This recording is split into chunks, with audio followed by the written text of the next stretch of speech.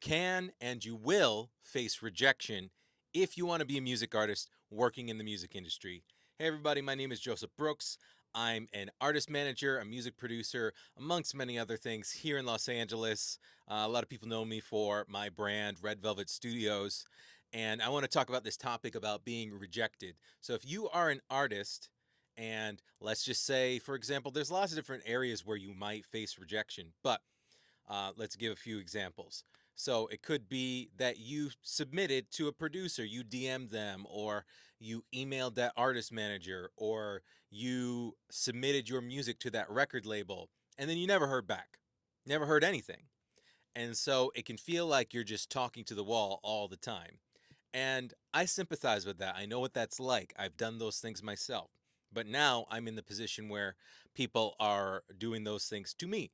And so I want to tell you some reasons why I reject artists, why artists don't hear back from me. And so you can learn from this so that you know why or what to improve.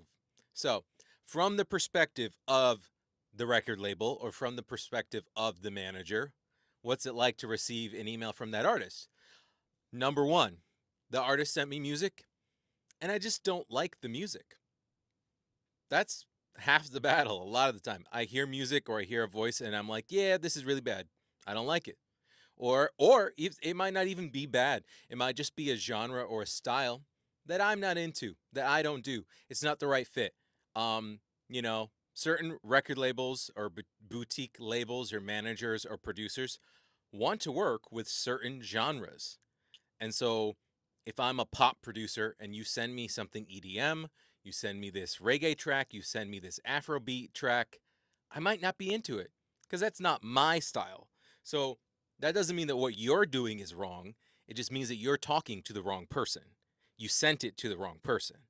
And so, shoot your shot, whatever, but just don't get your feelings hurt if you don't hear back. Number two, the artist doesn't have a budget, right? So their voice is really good, the music's good or whatever, but then you're like, hey, yeah, for my services that I have, for my coaching, for my production, for my time, it costs this much. And then they're like, oh, I thought you just do it for free. I thought you just do it because I'm good. I thought you just do it because you like my music. And in the professional music world, things cost money. So you should also have a budget in mind when you're approaching people, not just asking them to do free work or to spend their time on you just because this is what you want to do. So you got to value the person that you're speaking to. They are choosing you, you are not choosing them. So when you are submitting to me or you're submitting to a label or a manager, you chose to send your stuff to them, and now they are going to evaluate and judge what you sent them. And so, number three, um, liking them as a person, right? Seeing your potential as an artist and saying, yeah, I'd like to work with this person. Now, this can come back around to how you correspond with them, how you speak to these people, right? If you send me an email and you're really rude, or you send me a DM and you're just like, yo, fam, I might ignore you. I might not talk to you because the way you're talking to me is already setting a certain tone.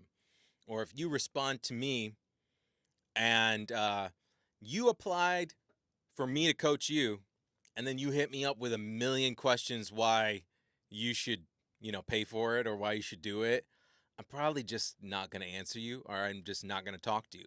Why? Because I'm spending all this time talking to this person who's not going to buy anything anyway, who's really not that serious about this, who's not going to work with me anyway. So why do I have to spend all this time explaining myself and trying to sell myself onto you when I know it's not going to work out anyway? It's silly. It's like you ask somebody out on a date, and then they're like, "Yeah, I don't want to go out with you," and they're like, "But why? Well, why don't you want to date me? Why don't you want to go out with me?" That's what it's like when you artists come to producers or managers or labels, and like you want them to explain why they don't like you. That's not the way to go about it. The way to go about it, okay, this is your steps for improvement after I've explained a few reasons why you're getting rejected. Um, is to reevaluate yourself. What does your Instagram account look like right now? What does your TikTok account look like right now? What does your YouTube channel look like right now? What does your music sound like? What is your image, your brand, your sound that you are portraying to these people that you want them to invest their time and their energy into working with you? You got to start with something that people can see and say, I can work with that. But I see a lot of artists where I'm like, yeah, no thanks. It's a dumpster fire. There's just too much. It's just going to take way too much time or way too much effort, or they just don't get it. They don't have the it factor. Okay. So I see that a lot where, it's not my cup of tea. It's not for me. And so somebody else can spend their time on it, but I don't want to. So when you are approaching people, you want to prepare your profile. You want to prepare, all your social media so that when people go to check you out, they see the potential. They're like, hey, they've already got something cool going on here. I get it. There's a theme. There's a look. There's a vibe. There's potential here to build on what you've already got going on. But if you ain't got nothing going on, that just tells me you have no vision as an artist. It tells me that you are not going to be great to work with because you can't already self evaluate yourself to look at what you're doing and to see whether or not this is good or not. And so you have that judgment of yourself. And so nobody wants to work with somebody and then they're constantly having to like fight against that. Or it's somebody who doesn't like to listen. There's a lot of artists who are like, yeah, I already know that. Oh, I could do that myself. Oh, well, why would I hire somebody for that? I could just do it myself. Oh, that? Oh, I can just do that myself. You're never going to build a team when you're always going, oh, I could just do that myself. Oh, well, I don't need somebody for that. Eventually, the goal is not for you to always be the one who's doing everything all the time. To have a team and to grow as an artist, you need to focus on specific areas and then delegate those other areas to your team. That's what a team is for. And you're not going to have a dedicated team until you're in a position where you can actually financially support yourself and really put the effort in that this takes. This is your business as an artist.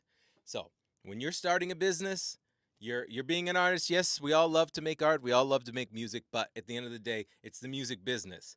And so, for you to successfully run a music business, you have to apply some principles from business over into your music world here.